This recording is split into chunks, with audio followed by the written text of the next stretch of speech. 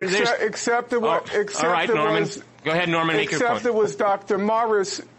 Except it was Dr. Morris who repeatedly said that the Zionist movement looked at transfer, and now I'm quoting him, as the chief means for resolving the problem with the Arabs.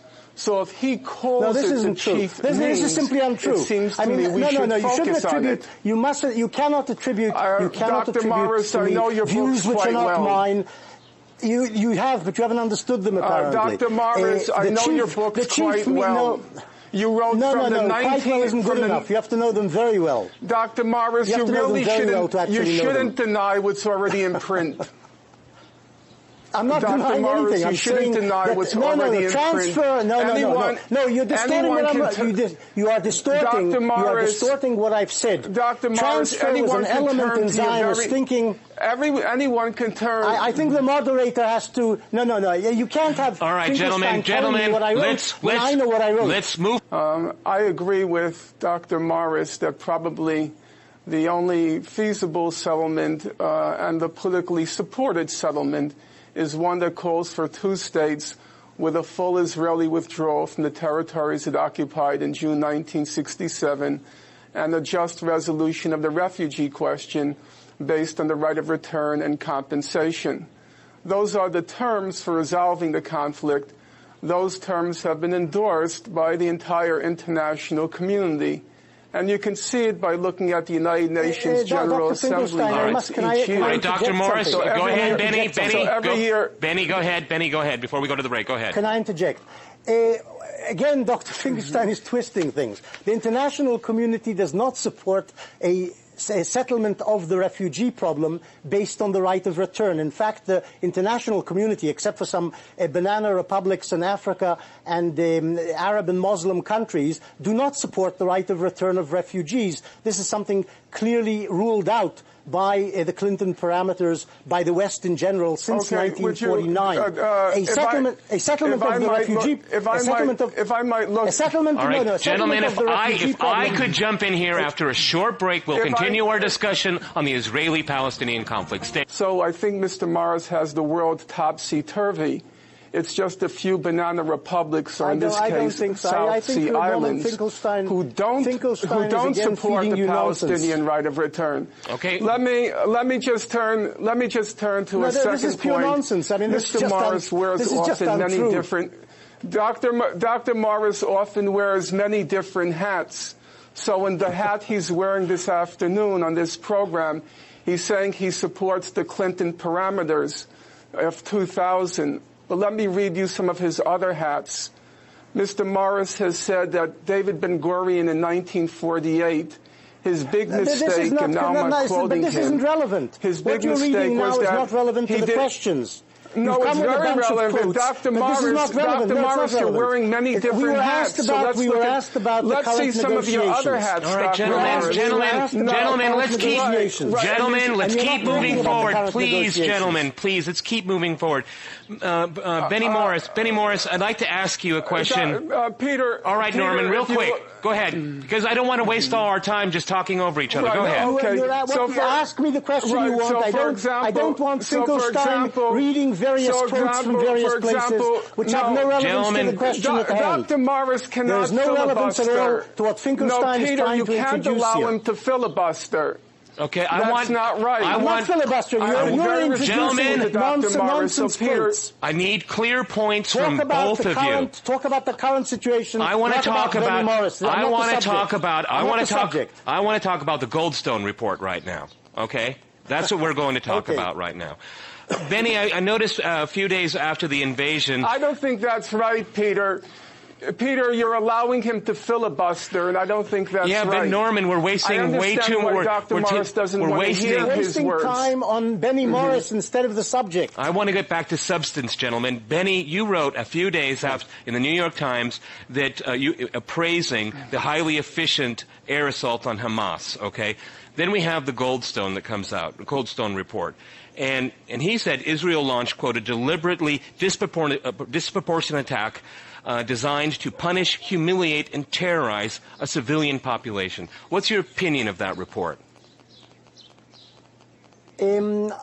I think it's unbalanced. I think that any Western army facing terrorists and guerrillas who hide behind a human shield, behind civilians, inevitably will use disproportionate force and will cause civilian casualties. And this is what the Hamas also wants, because then it can project it to people like Finkelstein and Goldstone as if Israel is attacking civilians. But Israel actually quite efficiently knocked out the Hamas's infrastructure in Gaza.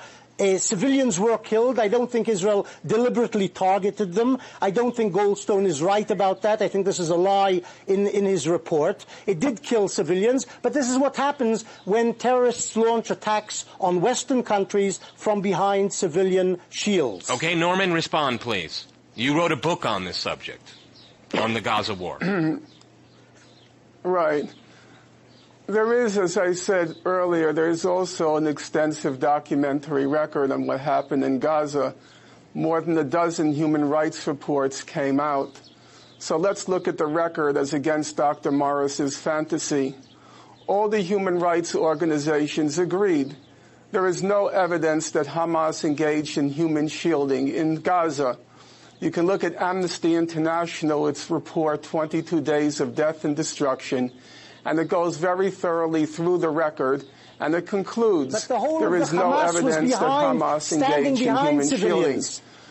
Number two, no, Mr. Morris, you really have to let me talk. You can't be so rude. Number two, Dr. Morris says that Israel very effectively knocked out what he called Hamas's infrastructure. So let's see what that infrastructure consisted of. It consisted of direct attacks, intentional attacks on on Palestinian hospitals.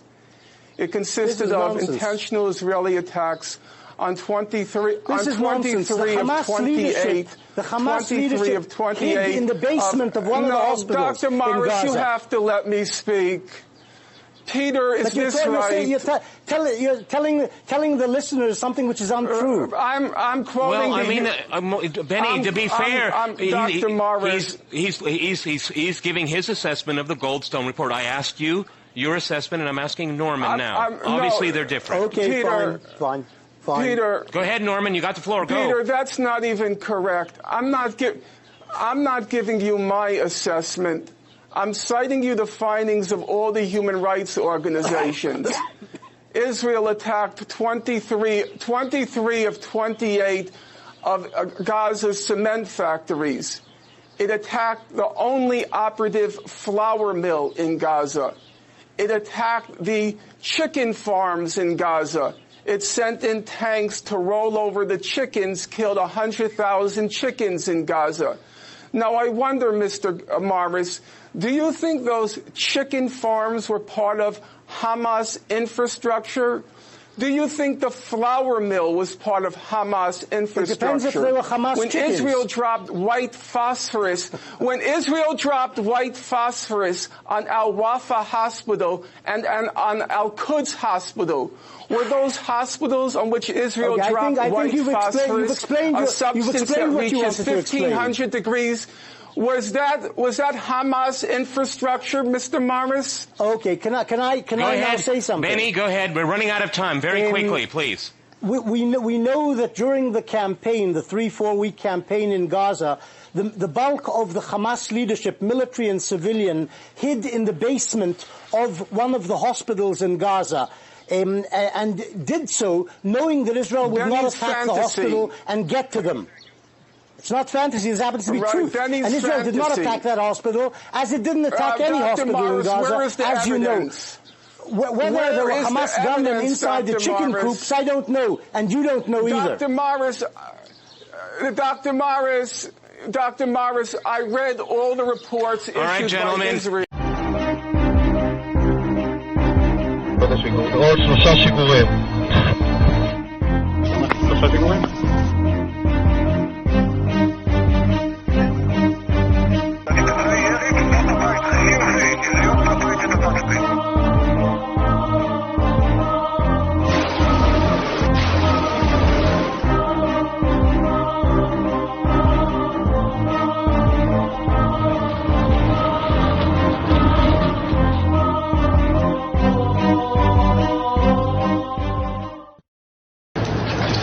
זאת הכניסה הראשית למסגד.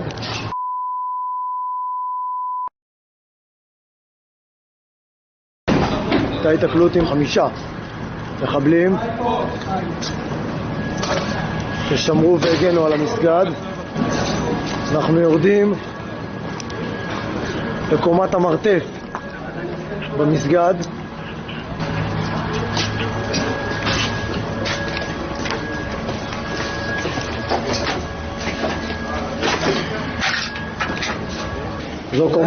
זו קומת המרתף, כמו שאנחנו רואים אותה. חדר כלי העבודה, בעיקר כלי העבודה בחפירה שנמצאו כאן. בית התפילה שנמצא בקומת המרתף. אלה חלק מהאמצעים שנמצאו פה במרחב. זה בעצם נקודה שהייתה חשובה למחבלים. יכולים לראות פה פיר בעומק 14 מטר, שבעצם ממנו מתחבר לרשת מנהרות לחימה במרחב הכפר. מנהרה נוספת, פיר נוסף, בעצם שנמצא פה, עדיין לא חקרנו אותו, אבל גם הוא אפשר לראות, נכנס פנימה, יש פה ימינה ושמאלה וממשיך פנימה.